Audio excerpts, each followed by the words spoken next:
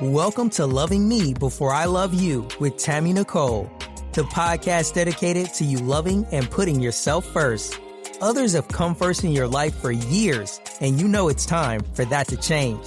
You're about to be empowered to set healthy boundaries, confidently have hard conversations, unapologetically put yourself first, and live the peaceful life you deserve. Remember, self-love is essential, and loving yourself sets the stage for every other love in your life. So get ready to embrace self-love like never before with your host, Coach Tammy Nicole.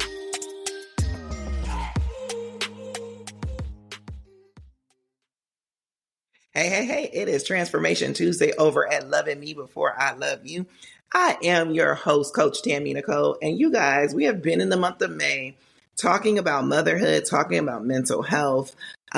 We have been trying to explore and educate all around this subject matter. Now, last week when I had Stacy on, we got off that episode and we were like, you know what, we need to give the people just a little bit more. And so we decided to come back and give you guys what we call understanding mental health, learning signs, symptoms, and support. And I do have Stacy back. You know, she's a regular. She's not a guest anymore. I mean, maybe a little bit, but no. And so we're going to dive deep into that side of mental health. We will also continue to explore the side of like postpartum depression and anxiety because we were talking about motherhood. Mother's Day just passed. And I also feel like being a mom is the toughest job there is. Yes, I said it. Motherhood is the toughest job there is. Outside of your careers, it's mamas. We doing 50 jobs in one.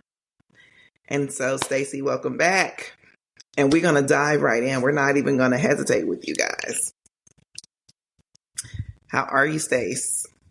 I'm good. I'm super glad that we're continuing this conversation because I feel like we needed way more time to kind of flesh out a little bit of the diagnoses that are more prevalent now, right? There's overlap and there's never enough time to talk about it. And so I'm glad that we're doing that today. Yes. So what's your professional and personal opinion of the most diagnosed disorder that has,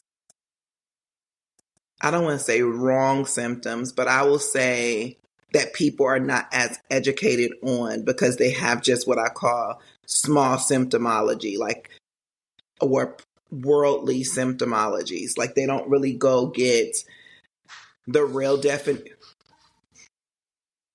they don't go get the real definition.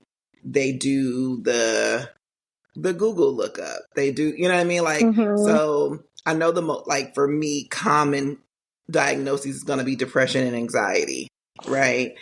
And I don't feel like people really know what it is. I feel like people just immediately equate isolation, crying spells, lack of motivation. Boom, you got those. Oh, you got to be depressed. You know what I mean? Right. Like, so for you, what are those symptoms that you just like constantly see like, y'all need a little bit more information on that? I think one thing that makes me think about a symptom in particular is difficulty concentrating and how that manifests, right, in the everyday, because we're busy, we have things to take care of, right? Difficulty sleeping, like some people could just not be a great sleeper. Both hands are raised. That's something that I've dealt with all my life. But I think that you can see commonalities of like irritability, difficulty concentrating, changes in how you're taking care of your body and the why. But I think one thing it's important to distinguish today for your listeners is how long those things have actually been happening and how they impact your daily living. Okay. So I think that generalized anxiety is something that is diagnosed actually maybe too much. And I think that when we talk about like what people are feeling or what these symptoms are, it's not just maybe a physical and a behavioral, right? There's the emotionality part too. The physical parts are really important for depression as well, and the behavioral. So when we're thinking of anxiety diagnoses that are really broad but also very specific, like those phobias, right? There's those overlapping. So you're going to see difficulty sleeping. Fatigue is a big one too. Don't just think you're just tired all the time. How is it really affecting you? Does it make you not want to do daily skills? So I think that those are things to hone in on and how long it's lasted. Yeah, I definitely agree that the longevity of the symptoms we don't equate into actually saying, yep, this is what I got, or this is what the issue is. We always automatically assume it being present, period, gives you the diagnosis. So I would like to even say this. Having a diagnosis of something like depression is very different than having a episode or a moment of depression. Same thing with anxiety. You can have a depressed moment because someone just passed away, because you just, lost your job, because somebody said something to you that triggered something from your childhood that was like very hurtful. Like, you can have depressing moments without having a depression diagnosis. And I think that we allow the word to be so loosely used that we forget that it is a true diagnosis that has true symptoms, true signs that require true treatment. Whereas a moment of being depressed doesn't really require treatment. It's okay, that's how I felt in the moment. And then I bounced back, I got up, I started doing what I need to do for life and kept it pushing. When you're depressed, those things don't happen in 5 seconds. It's not a moment. It is an episode. It is a full-fledged time frame of experiencing these particular symptoms. And it requires treatment. And I think a lot of times we just so loose with it. It's just loose. It's just, looks like a duck, quacks like a duck. It's a duck. And it's like, it's not always like that. Right. I'm glad you brought up the grief part, because grief and depression are different. They are separate. And also we can just feel down. The weather can make us feel down, right? It's really rainy today, and I'm just feeling like I just don't have the energy to do my things of daily living. So I'm really glad that you pointed that out. But with the depression symptoms, we know emotionally you're going to have persistent sadness more days than not out of your week. That loss of pleasure in the activities is a big one. Restless, feeling worthless. Suicidal thoughts, right?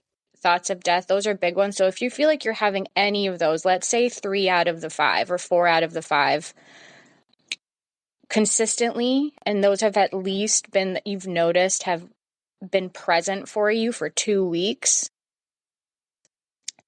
that is that's an indicator that this isn't just a typical bad moment, that you want to keep an eye on how you're doing physically. Are you are you still doing your social activities that you like? Are you withdrawing from anything? And everybody.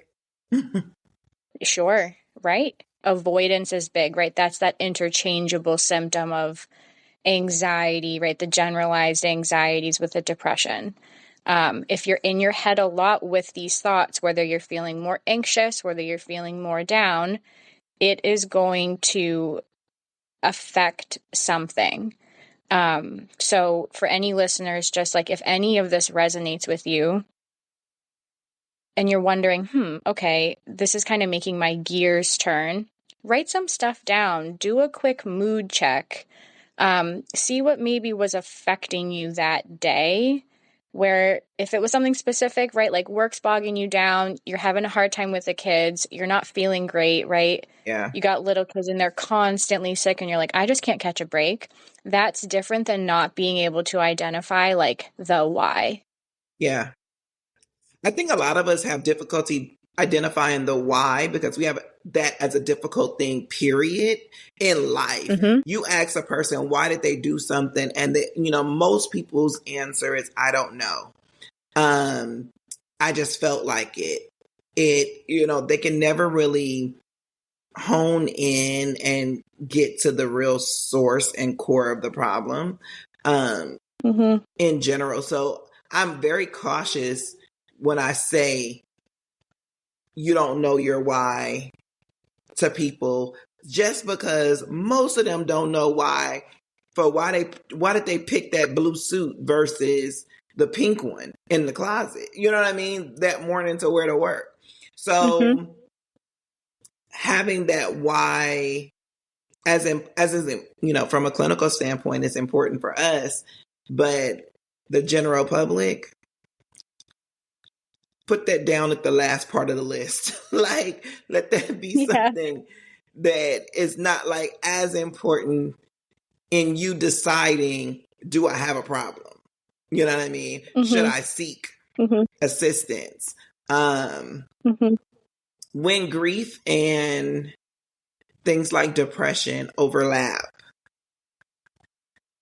I always say time is the real key on understanding, has this turned chronic or am I still in a moment? Grief does not have any rules. However, there are different stages. And even in those stages, you can go from stage 1 to stage 4 without going through stage 2 and 3. And then you can bounce into stage 2 and then come back out, go back to stage 4. In other words, there's no rule book of how, when, and where. We just know that there are stages to it that, oh, okay, you're in this stage. You're in that stage. Like, you have a name for it.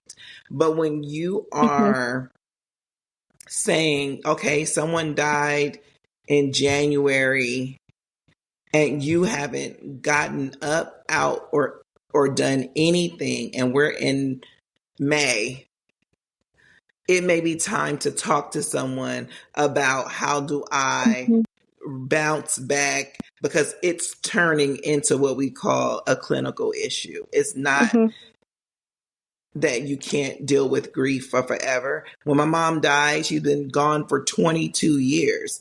I still have my moments, but my moments happen, specific arenas around her.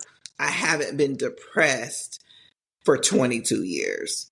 And that's the difference, is that grief is more like ebb and flows, comes and goes. Like, you have your initial moments where you kind of like are there. And then it's like, as time kind of progresses, you kind of get back into regular life. Doesn't mean you don't miss them any less. It just means that you haven't allowed it to control your life to the point that you don't do life anymore.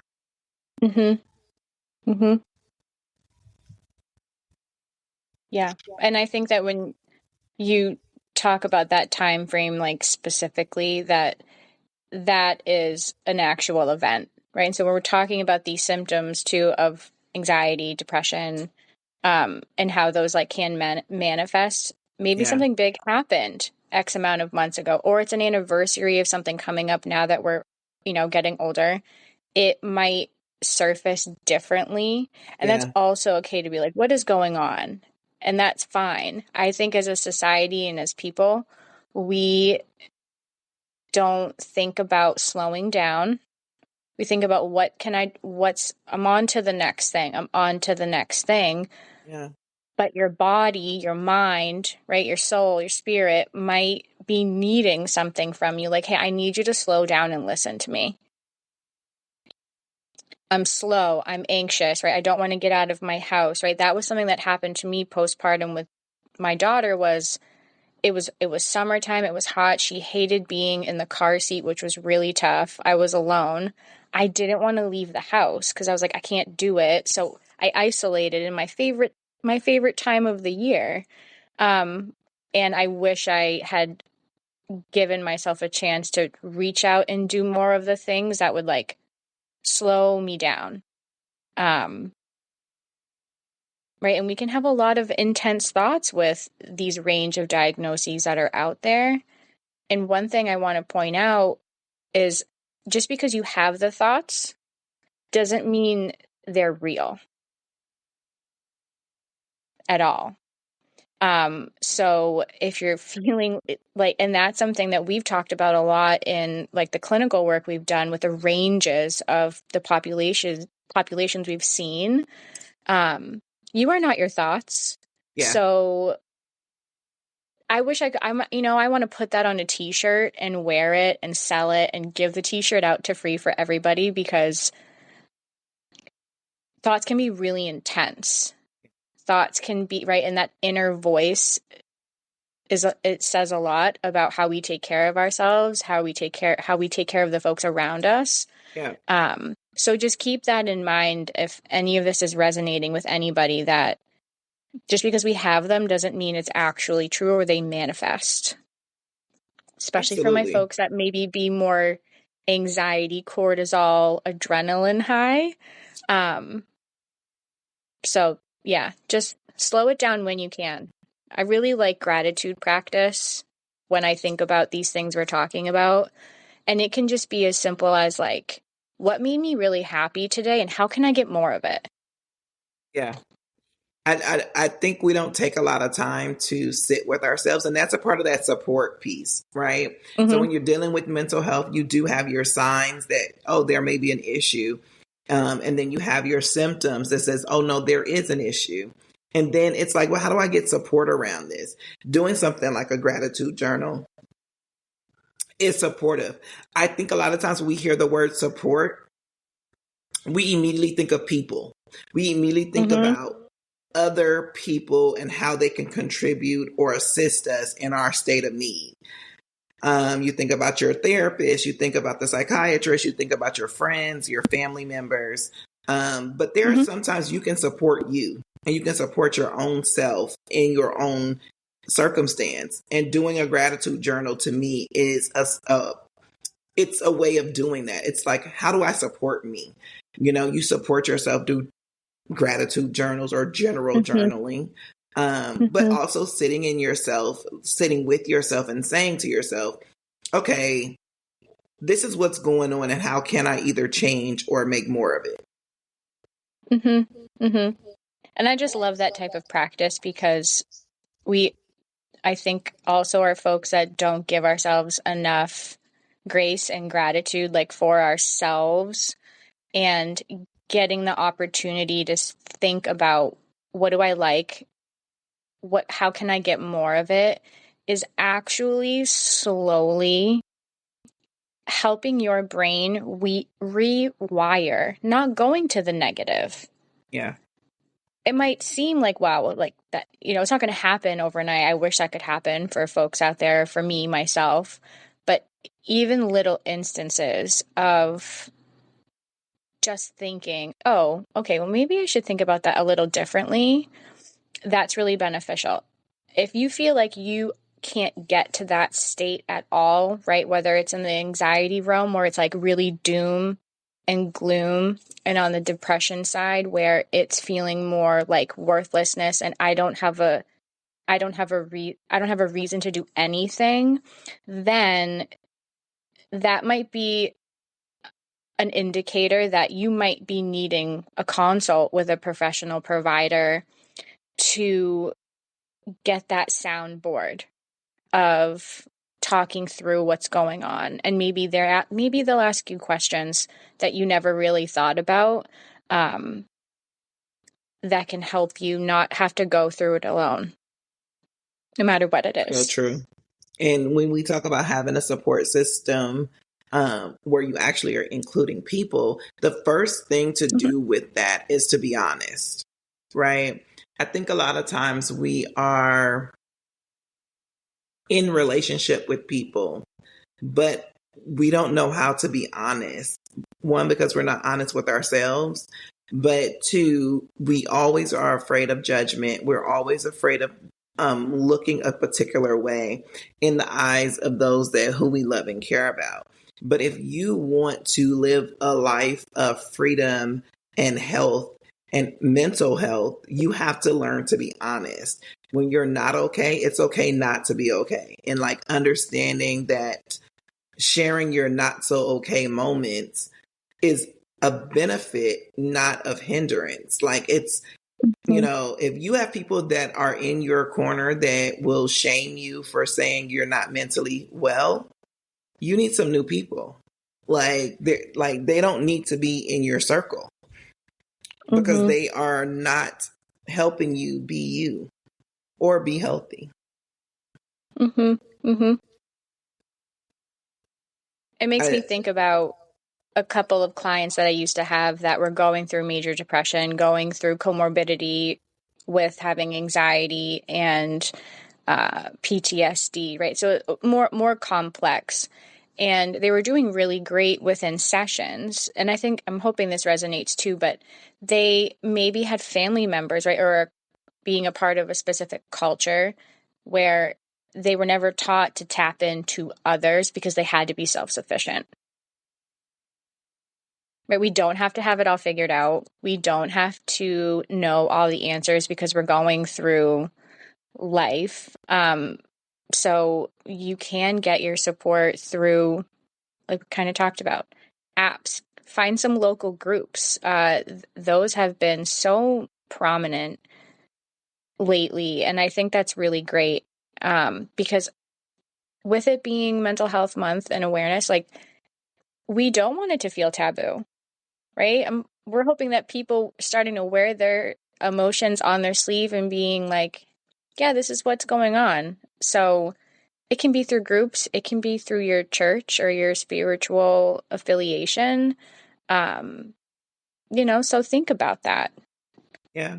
And feelings are an indication. They're like an indicator. They're not like a weapon to use them.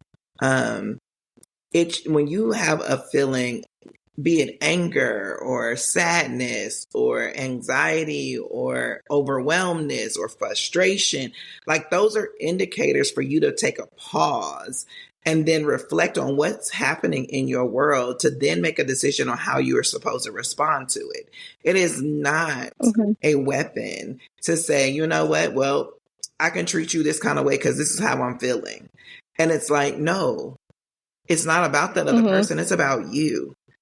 I feel, not you did this, I'm doing this to you because you made me feel. Like you guys have to take accountability of your own feelings and decide, what do I do with them?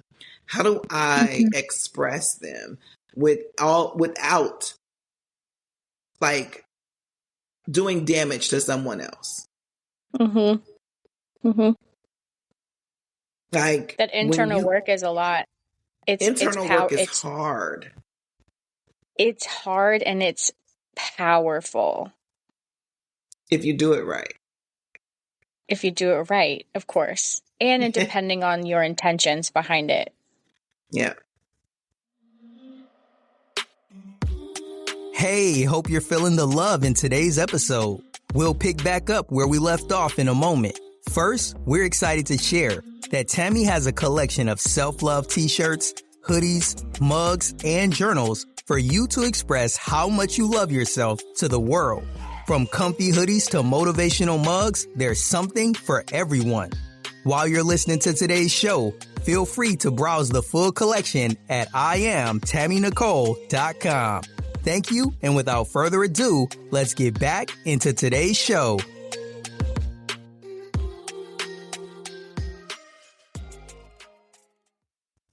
Always. I just think, like we've been seeing, a lot of mental health, a lot of therapists and things like that, like on mainstream TV, where they're becoming a lot more accepting to actually sitting in a room with someone who is not attached to the problem, not attached to you personally, that you are able to share. And I always talk about, like, when you go find your person, meaning your therapist, when you find that person, it's just like dating in a relationship. You have to find the one that matches and fits your flow. Every therapist is different. You have therapists today that are traditional by the book, and you got therapists today that's going to sound like your homegirl in the streets. You got therapists that will give you a mix of both.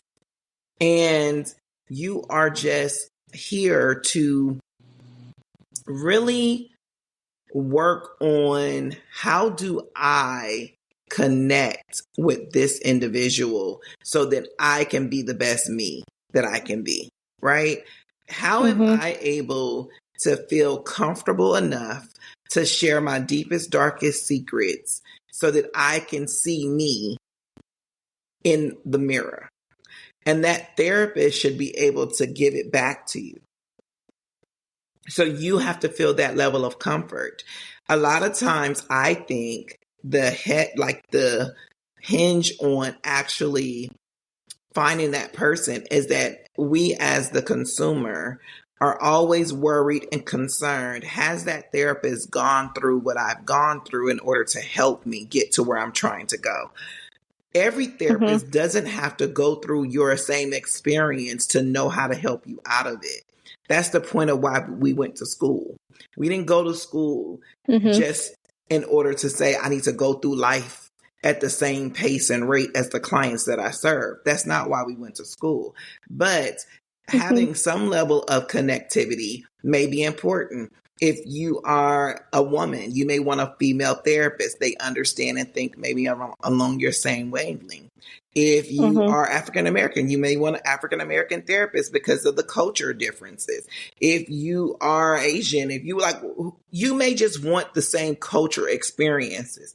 And that's fine because it gives you some level of identity within that therapist. But to expect that therapist to have gone through what you're going through, to me, is not fair, because it discredits their time spent in gathering all the education that they possibly could and all the experience from a professional standpoint to be able to assist you.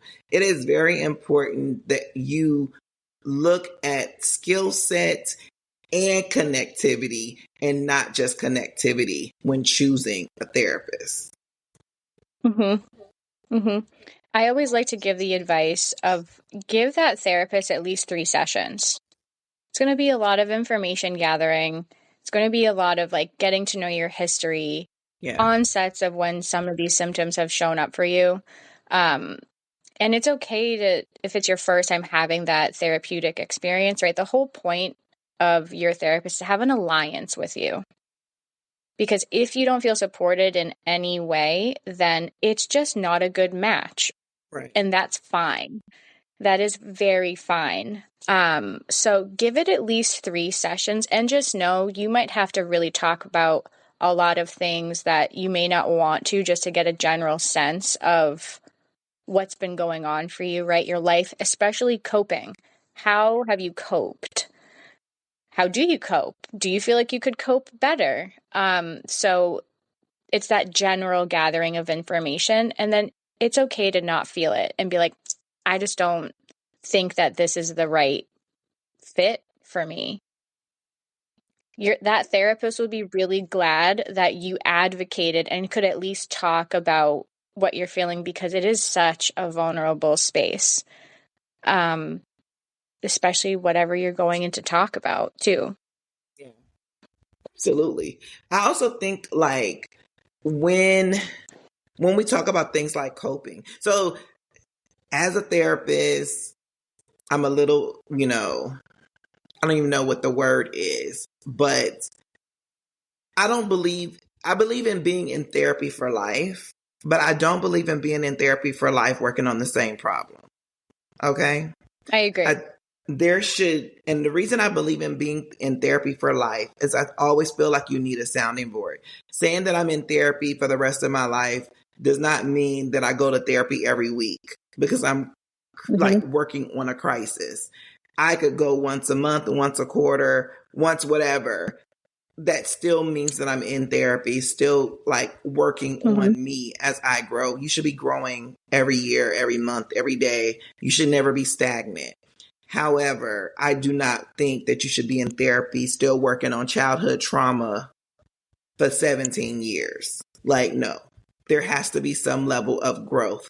So if you're not finding growth within your partnership with your therapist over time, you need to get a new therapist or advocate for yourself and say, hey, I'm not seeing any real changes. Yes, I'm exposing the things that took place, but what do I do with those things that have been exposed? Because therapy is not just simply about saying, hey, yep, I went through this, I was abused, or I was this, that, and the third, and this is why I'm abusing other people today, and just having that knowledge. It's really about growth and change.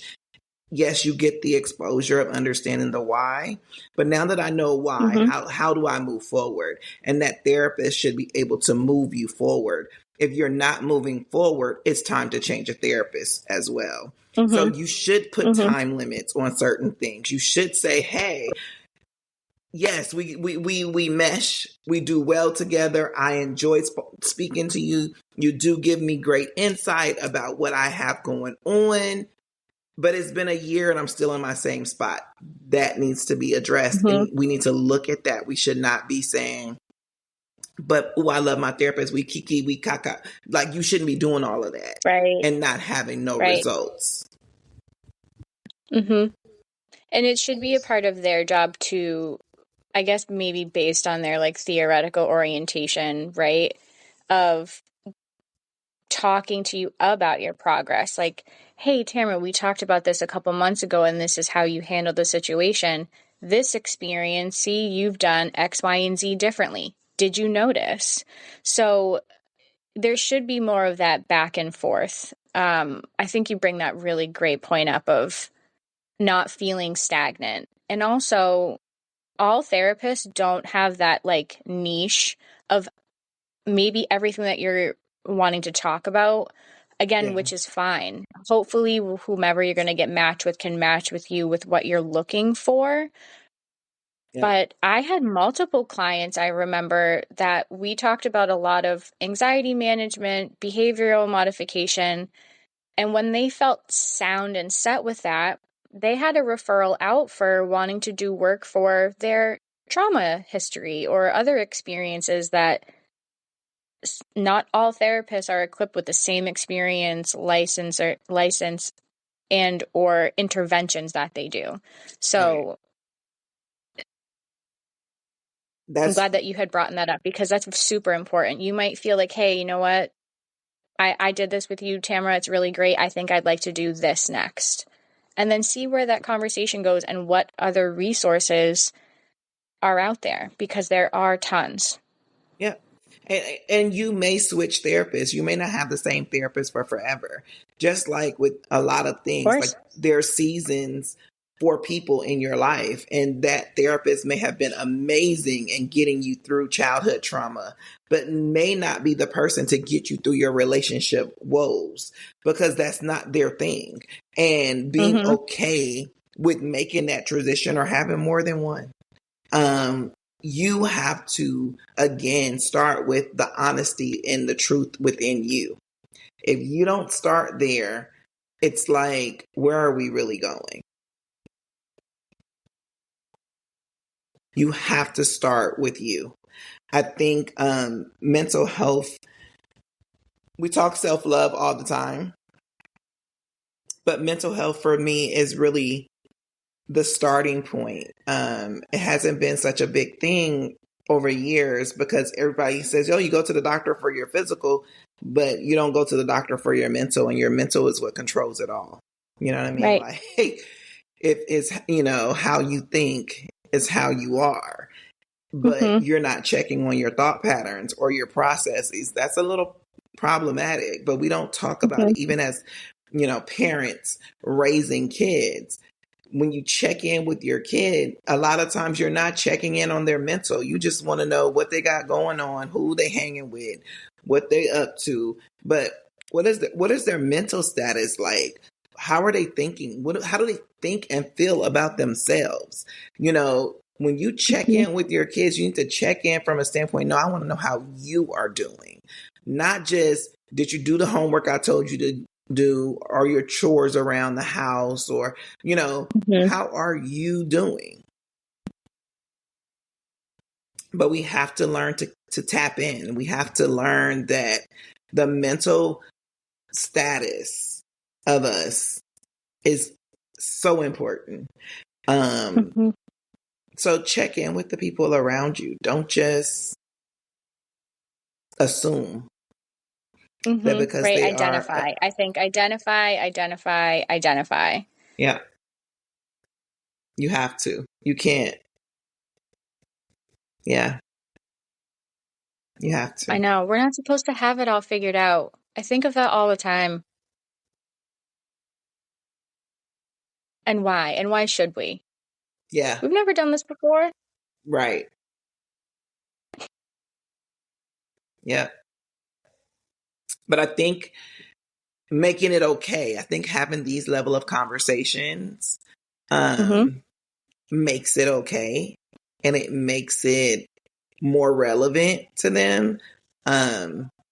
When we think about, like, I'm going to elevate my life because I want, to be at this status, right? Meaning I may want to be in corporate, or I may want to be an entrepreneur, or I may want to be, hey, a stay-at-home mom.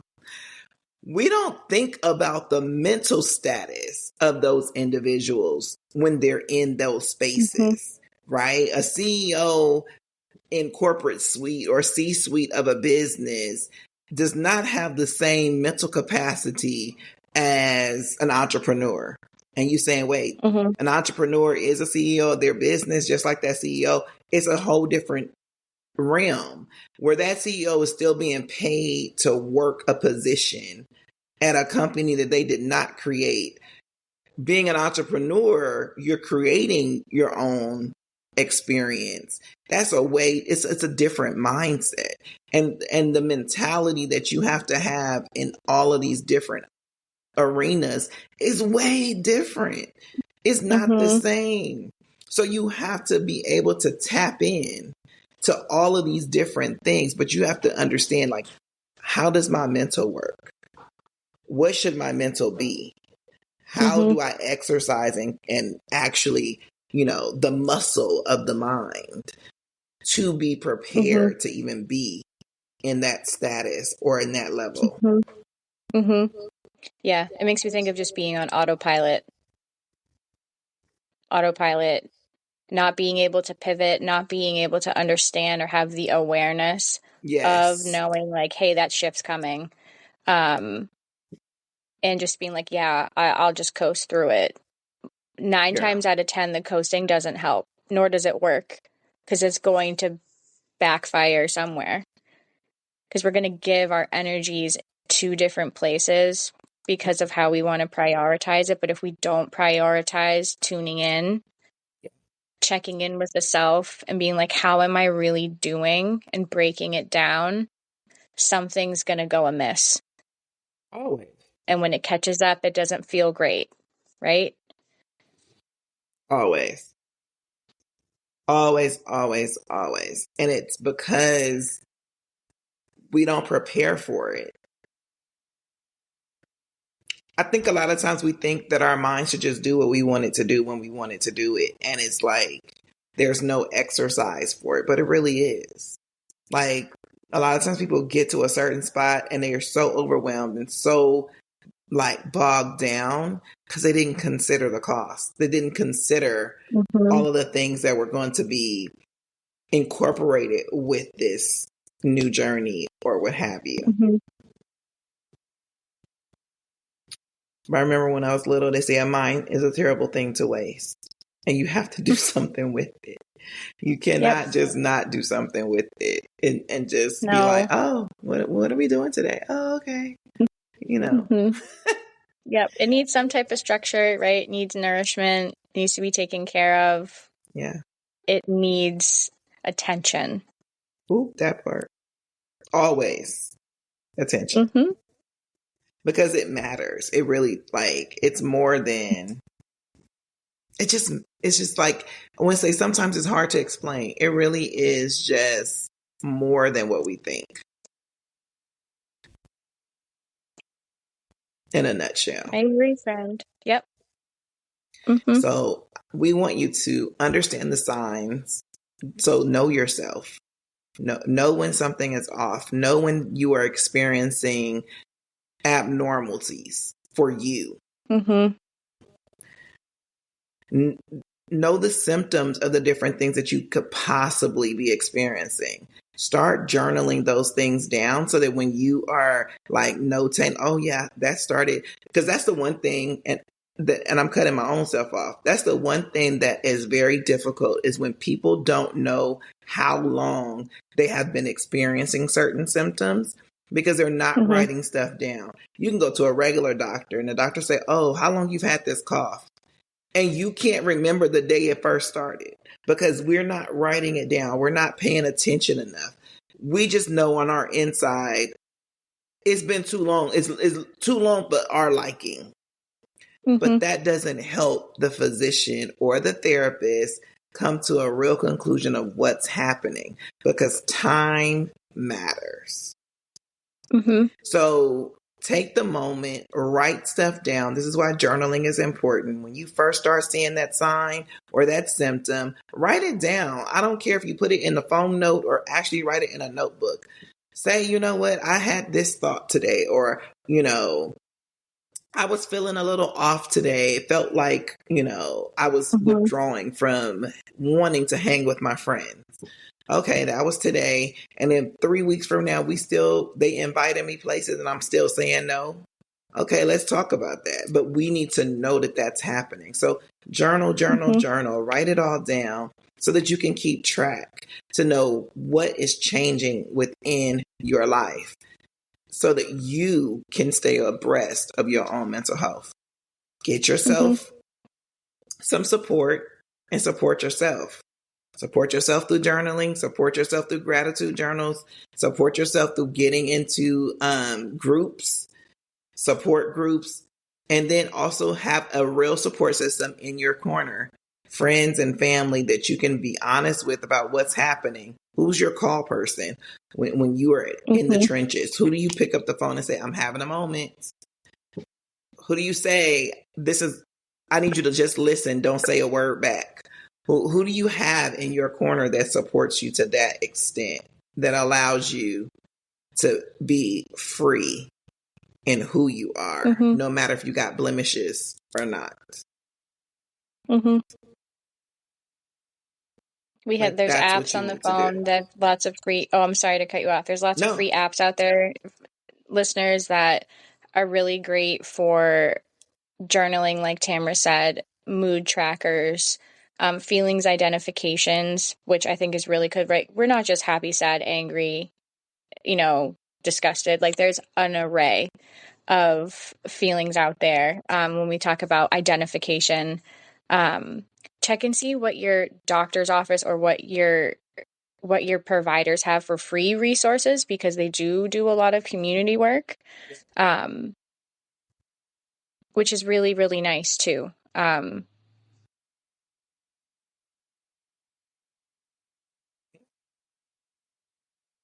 You had a brain freeze? I did. I was thinking, I was like, support. then I listed them. Right? Do Yeah. what works for you, but if something isn't working for you, it's time to rethink it. Yeah. Yeah. More than likely, for most of what we're saying, it's going to appear like it's a lot of work and that's just too much for me to do. In reality, when you don't do it and you need it, you're going to wish you did. So I'd rather you have more documented than you need than nothing documented and you require it. So start journaling, start getting involved with yourself, and remember, you matter. You know what I mean? Like, it's not just something to do. You matter, and you need to do it. Yeah, you're not doing it just to do it. You need it. You need it. It's not, we're not just telling you because we're therapists and this is what therapists do. We care, and we've gone through most of it ourselves. And it's important. The other thing, and we talked about this offline, is that it has become so important that they've created a emergency number for mental health, right? You dial 988 for emergencies for mental health versus dialing 911. When 911 understood that they're not as equipped to handle mental health emergencies as they thought they were, because there were a lot of mental health patients that were being mistreated, and they weren't being mistreated, I feel, intentionally. They were being mistreated because the people that were treating them weren't understanding what they were encountering. And they were treating them as if it was a normal situation when it really wasn't. And when you have situations where your mental health is what we consider an abnormal processing, being schizophrenic, bipolar, like those things that the average person who does not have the skill set or the education to understand how to address and handle you're going to be mishandled. And so they realize, oh no, we shouldn't be doing this. We should be dialing 988 versus 911 for these circumstances. And I just think we should know that exists. We should know that it's available to us, and use it appropriately. The same way we should use suicide hotlines appropriately. Yep. These you things can call exist. or text. Yeah. Like you said, it's open 24/7. Even if you have that one scary thought, it's okay to reach out, right? You get triage, you get support, you get talked through it. Yeah. And not left alone. That part. Life should not be done alone. It just shouldn't. Even God said man should not be living here alone. He created woman. So it was important to have companionship. It was important to have someone to actually do life with. And if you don't have a person to do life with, find one. Tell somebody you don't have nobody to do life with. And it does not mean from a romantic perspective. It simply means pure companionship. Who's walking life out with you? Who do you get to share the thoughts that you seem to be scary that I don't know if I want anybody to know I thought that. Who do you have that can have that level of space that they hold for you? You definitely need to get one. Find one quickly, but find one from a space of protection and genuineness and knowing that they have your best interest at heart. What others? Yep, and get on multiple wait lists too. I always make that recommendation. Don't just wait on one list. Yeah. Be on multiple. Yep. Right. We see a lot more people tapping into seeing therapists, which is great, in office or telehealth. Yeah. Telehealth is still really big. I love that's telehealth. Not a one size fits all. I do too. Just to remember, it's not like ideal for everything that you might be wanting to go in. Having that one-on-one connection in the office is so empowering, but you still can get support via telehealth. Get on multiple wait lists. See what insurance covers for you and how you can get connected through that. If you don't, your doctor's offices might actually have folks that do that short-term, more solution focus, kind of triaging those things too. I had worked with one of those through my PCP, which is just fantastic. And it was a huge help with just resources around me. That was really nice to tap into because I had no idea. Yeah. You have to be able to just do it.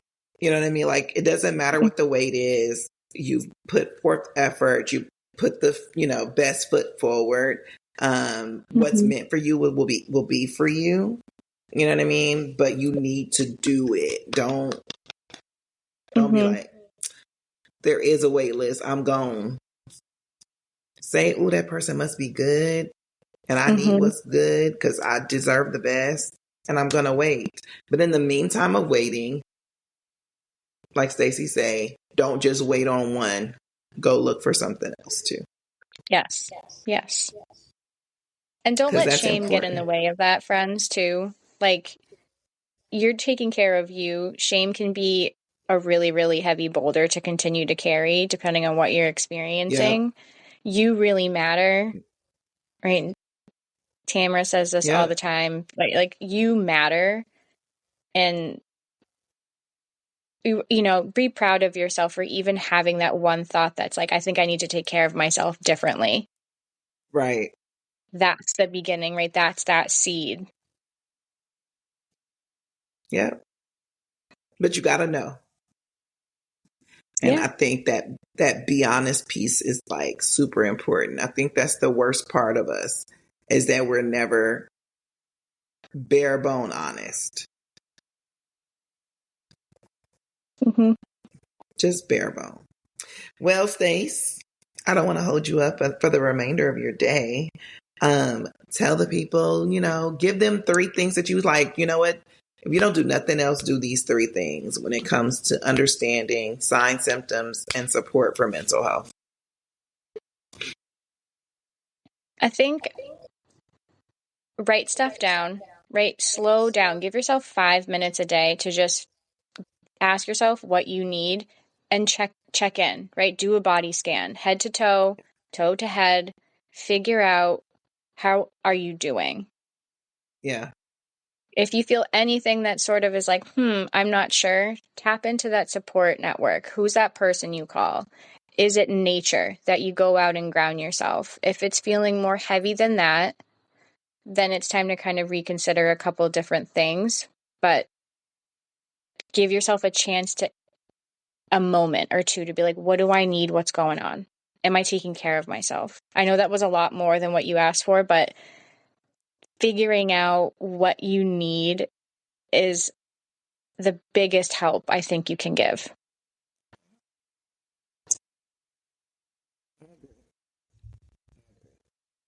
Remember, you have to love yourself so much. The love from others is a bonus. Don't hesitate to love you, because the love you don't give to yourself, you will not get from other people.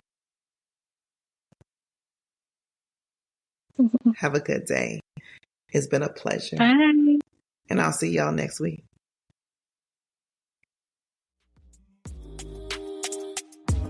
That's a wrap on another episode of Loving Me Before I Love You. If you enjoyed today's episode, please take a second to show your support by subscribing and leaving a positive rating and review on Apple Podcasts, Google Podcasts, iHeartRadio, and Spotify. Stay connected with Tammy. Make sure you're following her on Instagram and TikTok at Coach Tammy Nicole. If you like to work with Tammy or have any questions you'd like her to answer, please head over to www.IamTammyNicole.com. Until next time, always remember to love yourself so much that the love from others is a bonus.